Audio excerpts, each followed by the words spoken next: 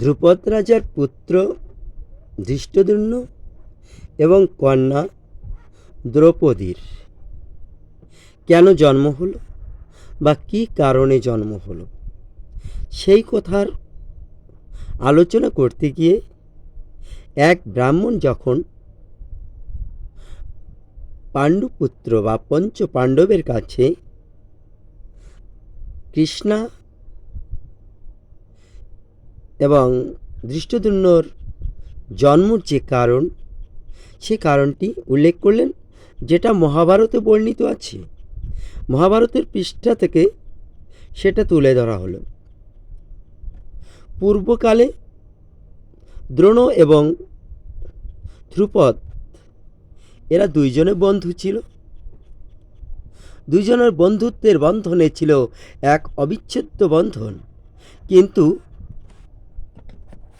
কোনো একদিনে এই দুইজনের বন্ধুত্বের ব্যাঘাত ঘটে, বন্ধুত্ব খর্ব হয়। বন্ধুত্ব খর্ব হলে দ্রোণাচার্য, উনি ছিলেন অস্ত্রবিদ্যায় পারদর্শী, তখন কি আর করবেন, উনি চলে গেলেন হস্তিনানগরে। হস্তিনানগরে গিয়ে কৌরব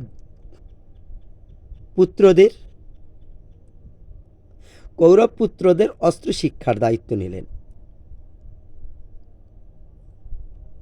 কৌরব পুত্ররা অস্ত্র শিক্ষা করছে। যখন অস্ত্র শিক্ষা পূর্ণ হলো, এমনি সময় দ্রোণাচার্য তারই ছাত্রদের, তার শিষ্যদের আদেশ করলেন ধৃষ্টদ্যুম্নকে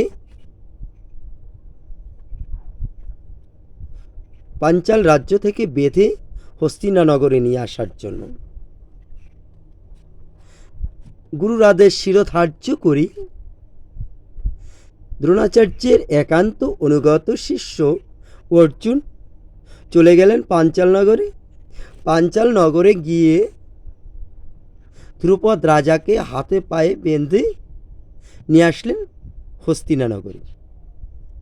আর যখন হস্তিনানগরে বান্ধা অবস্থায় নিয়ে আসলেন, তখন ধ্রুপদ রাজা এবং দ্রোণাচার্যের মধ্যে বাকবিতণ্ডা হয়। অবশেষে রাজ্য ভাগাভাগি হয়। রাজ্যের অর্ধেক রাজ্য দ্রোণাচার্যকে দান করে ধ্রুপদ রাজা বন্দিদশা থেকে মুক্ত হয়। বন্দিদশা থেকে ঠিকই ধ্রুপদ রাজা মুক্ত হলো, কিন্তু এই যে অপমান, এই অপমানের ক্ষেত তার মিটল না। সে মৌন হয়ে বনে বনে, রাস্তায় রাস্তায়, নদীর ধারে ঘুরে বেড়ায়। অভিমানে, ক্রোধে ধ্রুপদ রাজার অন্ন, তৃষ্ণা, ঘুম কোনো কিছু নেই। মরিব মরিব এই চিন্তা করে, কিন্তু আমি কেমনে মারিব দ্রোণকে। সবসময় একই চিন্তা, কিবা নিশি কিবা জাগরণ, সবসময় এই তো ভাবনা, এছাড়া অন্য ভাবনা নেই মনে। একদিন গঙ্গা তীরে ভ্রমণ করছেন একাকী আনমনে ভ্রমণ করছেন, তখন দর্শন হলো জাজ এবং উপজাজ নামে দুইজন ব্রাহ্মণ তনয়া, ব্রাহ্মণ কুমার। এই ব্রাহ্মণ দুইজন বেদেতে বিখ্যাত, অতীব জ্ঞানী। এই দুজনের মধ্যে উপজাজকে ধ্রুপদ রাজা দেখিল। ধ্রুপদ রাজা যখন দেখল, তখন উপজাজের কাছে গিয়া তার বহু পূজা, বহু স্তুতি করে তাহার চরণে বন্দনা করল। তখন রাজার স্তবে তুষ্ট হয়ে উপজাজ রাজাকে বলল, তোমার কি এমন প্রার্থনা, কি এমন চাহিদা? তখন বলল, হে ব্রাহ্মণ কুমার, হে জ্ঞানী শ্রেষ্ঠ, তোমাদের কাছে আমার একটি নিবেদন। আমি যা চাই আমার যেন তাহা মনোবাঞ্ছা পূর্ণ হয়। তবে হে পণ্ডিত প্রবর, দ্রোণাচার্য নামে ভরদ্বাজ মুনির এক পুত্র আছে। সে বিশাল অস্ত্রধারী, তাহাকে সম্মুখ সমরে কেউ নিধন করতে পারবে না। কিন্তু আমার সকল সময়ে তাহাকে মারিবার ইচ্ছা। তবে আপনাদের কাছে আমি এই বর প্রার্থনা করি, আপনার এহেন একটা বুদ্ধি দেন, যাহাতে আমি দ্রোণাচার্যকে নিধন করতে পারি।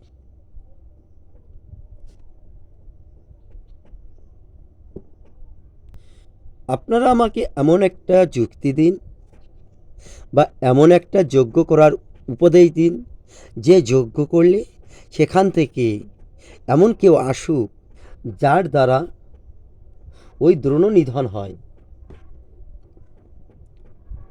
রাজার কথা শুনে উপজাজ বলছে, এটাই আমার মনেও লয়, কিন্তু ব্রাহ্মণকে নিধন করা এটা তো কখনো উচিত নয়, এ কাজ সঠিক হয় না। কিন্তু দ্বিজ যখন পিছপা হলো, রাজা চিন্তিত হলো। রাজা চিন্তিত হয়ে পুনঃ তাকে স্তব স্তুতি করে আবার যখন সন্তুষ্ট করল, সন্তুষ্ট হলে তারপরে উপজাজ বলল যে আমার ভাই আছে জজ,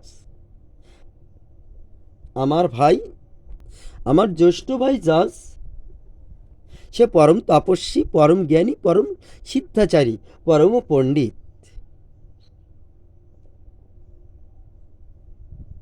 সে বেদেতে সদাপারক, কিন্তু বনবাসী সন্ন্যাসী, বনবাসী সন্ন্যাসী।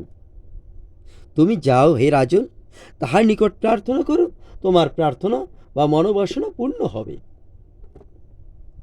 উপজাজের এহেন বাক্য শ্রবণ করে, উপজাজের এহেন বাক্য শ্রবণ করে দৃষ্টদ্যুম্ন রাজা গেল জাজের কাছে। রাজের কাছে গিয়ে জাজের চরণ বন্দনা করল। চরণ বন্দনায় তুষ্ট হয়ে জাজ তাকে কৃষৎ নামে তাকে যজ্ঞ করার আদেশ দিলেন।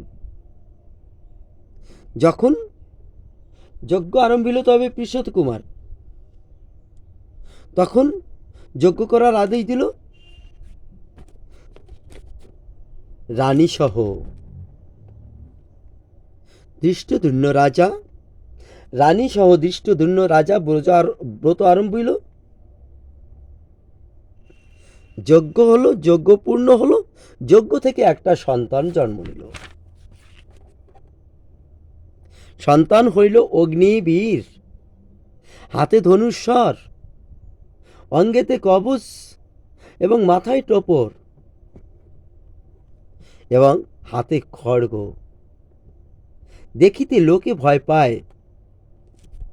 এহেন বীর পুরুষ পুত্র দেখে পাঞ্চালীশ্বর অর্থাৎ পাঞ্চালের রাজা দৃষ্টদ্যুম্ন অতীব আনন্দিত হলো, মনের বিষাদ ত্যাগ করল। শুধু এক পুত্র নহে, আর এক কন্যাও জন্ম নিল। যে কন্যার রূপে গুণে পৃথিবী হল ধন্য। জন্মমাত্র তাহার রূপে গুণে 10 দিক আলোকিত করে। এই কন্যা জন্মমাত্র 10 দিক করে মহাদুতি। নীলোৎপল আভা অঙ্গে অমর বর্ণিনী, নিষ্কলঙ্ক ইন্দু জ্যোতি, পীন ঘনস্তনী, অঙ্গের সৌরভ এক যোজন ও ব্যাপিত। এমন রূপ, এই রূপ দেখে সুরাসুর, যক্ষ, রক্ষ, গন্ধর্ব সবাই বাঞ্ছনা করে। এই যজ্ঞ থেকে জন্মিল, যজ্ঞেতে জন্মিল, তাই নাম যাজ্ঞসেনী হল। শুধু যাজ্ঞসেনী নয়, এই কন্যার জন্ম হইল পৃথিবীর ভার নিবারণে, আর এই কন্যার কারণেই পৃথিবী ভার হরণ হইবে। এবং ক্ষত্রিয় নিধন হইব। কুরুবংশ ধ্বংস হবে এই কন্যার কারণে। আর এই যে পুত্র দৃষ্টদ্যুম্ন, ইহার জন্ম হল দ্রোণাচার্যকে বধিবার তরে। এই আকাশবাণী সমস্ত যত লোক ছিল সবাই শ্রবণ করিল। জয় জয় শব্দ পাঞ্চাল নগরও মাতিল। পাঞ্চাল নগরে যত বীর পুরুষ ছিল, যত সেনাপতি ছিল, সবাই আনন্দে সিংহনাদ করল। আর ধ্রুপদ রাজা, পাঞ্চালের ঈশ্বর যিনি, উনি আনন্দে উদ্বেলিত হয়ে বিষাদ ত্যাগ করল। তখন কর্ণতনয়ের নাম রাখা হইল